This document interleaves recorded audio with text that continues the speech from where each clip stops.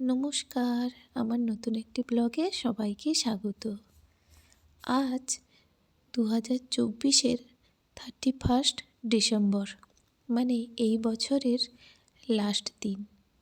তাই ভাবলাম লাস্ট দিনটা কিভাবে কি করব, কোথায় ঘুরব, এইসব ভেবেই এসেছি আলিপুর চিড়িয়াখানা বেড়াতে। সঙ্গে আমার আছে মা, বোন, বাবা আর আমার একমাত্র পুত্র। ওকে একটু স্পেশাল না করালে হয় না। এই যে বসে গেছি গাড়িতে, আমাদের যাত্রা শুরু হয়ে গেছে। চলুন চলতে থাকি, আর দেখুন কে আছে আমার সঙ্গে।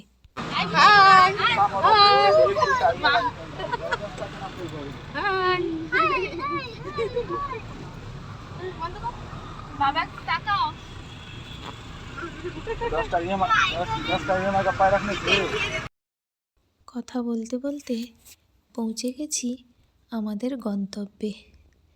আজকে আমরা এসেছি এই যে বললাম আলিপুর চিড়িয়াখানা দেখতে। আসলে এই শীতের সময় তো সব রকম পশু পাখি ক্রিকেট, ফুটবল, ক্লাইম্বিং, ব্যাডমিন্টন ইত্যাদি খেলা নিষিদ্ধ। সেখানে শুবে ঘুমাবে, তাই আর কি এসছি। আর এসে ঢুকে পড়েছি, ঢুকেই প্রথমে ম্যাপটা দেওয়া আছে। তো এই ম্যাপ ফলো করে চললে খুবই ভালো হয়, কিন্তু কি বলবো, এইসব দেখার আনন্দে আমরা আর ম্যাপ ফলো করতে একদম ভুলেই গেছি। আর এসেই প্রথমে দেখতে পাচ্ছি ক্রোকোডাইল। দেখলেন তো চুপচাপ কেমন শুয়ে আছে। আর এই যে তারপরে হরিণ এদিক ওদিক ছুটে বেড়াচ্ছে। আমার ছেলে তো এখানে এসে খুবই খুশি হয়ে গেছে একদম। মানে এইভাবে সামনে যেগুলো বইতে পড়তো কিংবা টিভিতে দেখতো, এইভাবে সামনাসামনি ও এই প্রথমবার আর কি দেখছে। তাই ও খুবই খুশি। আর এই দেখুন কত বড় একটা কচ্ছপ, ও আবার নড়ছেও। আমি প্রথমে না এটাকে পাথর ভেবেছিলাম, কি অন্য কিছু একটা। দেখছি লেখা আছে কচ্ছপ বলে, কিন্তু বুঝতে আর পারছি না, এই নড়তে গিয়ে বুঝতে পারলাম। আর এত সুন্দর করে দিয়েছে। আমি অনেক ছোটোবেলায় একবার এসেছিলাম, তখন দেখেছিলাম যে কাঁচ টাচ দেওয়া ছিল, এমনি বেড়া জাল দেওয়া থাকতো। তারপরে এখন প্রায় কবে লাস্ট এসেছিলাম আমি জানি না।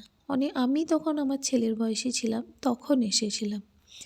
আর ছেলেকে দেখাতে এসেছি, মানে কি বলবো, কত বছর পর তার সেটার কোনো হিসাব নেই। দেখতেই পাচ্ছেন, এই দেখুন কত কিছু দেখা হয়ে গেছে। এই শীতকালে এলে এইভাবে এরা ঘুরে বেড়ায়, যেখানে রোদ ওইখানে একটু বসতে চায়, তাই একটু এদিক ওদিক ঘুরে বেড়ায়।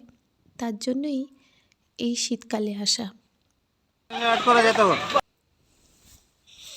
আর এই দেখুন এই গিরগিটিগুলো, এটা এখানে শুয়ে আছে, রং এতটা পাল্টাচ্ছে না, ওইটা কিন্তু খুব রং পাল্টাচ্ছে। আর এই যে বললাম না, এদিক ওদিক ম্যাপ না দেখে চললেই যাই হয়।